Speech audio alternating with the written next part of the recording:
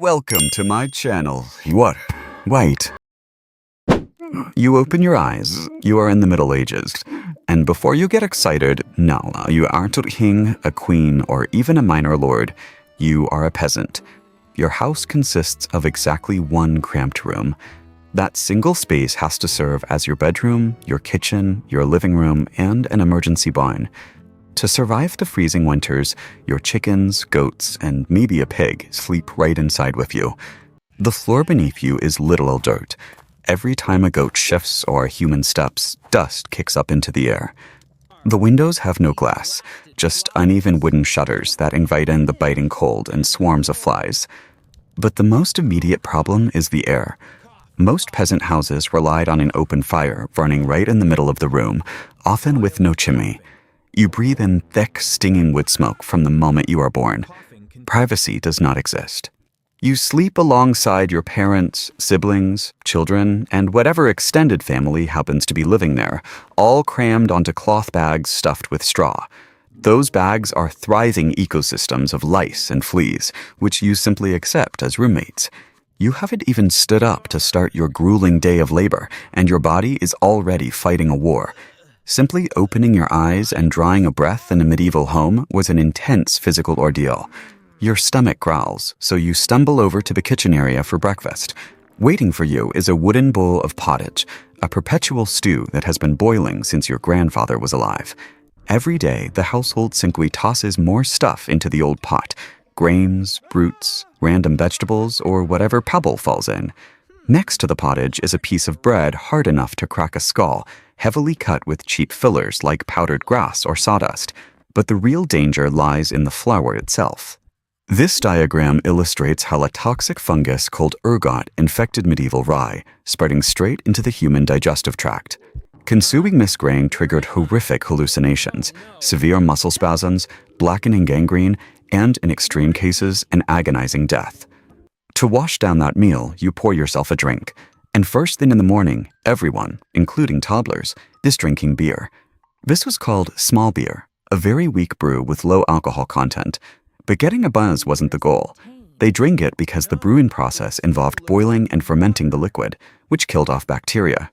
Drinking straight water was an easy way to die. Local rivers and wells were heavily contaminated with animal waste, agricultural runoff, and whatever the town upstream decided to dump that morning. Every bite you took and every drop you drank came with severe risks. The basic human need for sustenance was a daily, lethal lottery. 20 minutes after eating that pottage, your stomach twists into a knot. You need a bathroom immediately. But since toilets haven't been invented, your first option is to squat over a communal wooden bucket right in the middle of the crowded house, hoping your family looks the other way. Your second option is to take that bucket to the window and hurl the contents straight into the street.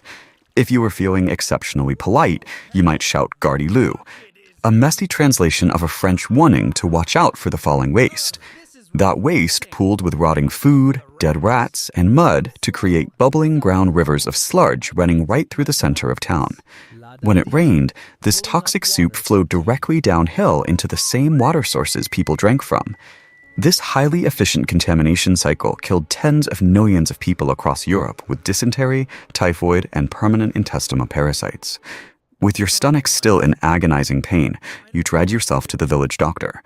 Real physicians only worked for royalty, so you got the town multitasker. This is the same guy who cuts hair, pulls teeth, and brews beer. He doesn't wash his hands, and soap is a luxury he saves for special occasions. He looks at you and instantly diagnoses your problem. Your humors are out of balance. Medieval science dictated that the human body operated on 4 magical fluids. When you got sick, it meant you had too much of one. These humors were blood, phlegm, yellow bile, and black bile. The most common fix was draining the bad fluids out of you. He grabs a rusty blade and slices open a vein in your arm, draining up to half your total blood volume. If you manage to stay conscious, he might follow that up by slapping on squirming leeches he keeps in a jar of old bathwater to suck out whatever is left. He walked in with a bad stomachache, and he leaves severely dehydrated, bleeding freely, and highly vulnerable to infection. Medical intervention in this era didn't cure you, it actively sped up your demise. If the leeches and the rusty knife fail, society quickly draws a dark conclusion. Since their science was flawless in their eyes, your continued illness means you must have angered God, or worse, you've been cursed by a witch. In a society crippled by disease and poverty, people were desperate for a scapegoat. The bar for an accusation was terrifyingly low.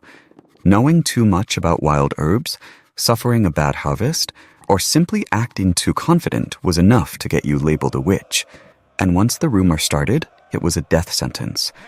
To prove your guilt, towns used a trial by ordeal, believing God would protect the innocent. They tied your limbs and threw you into a river.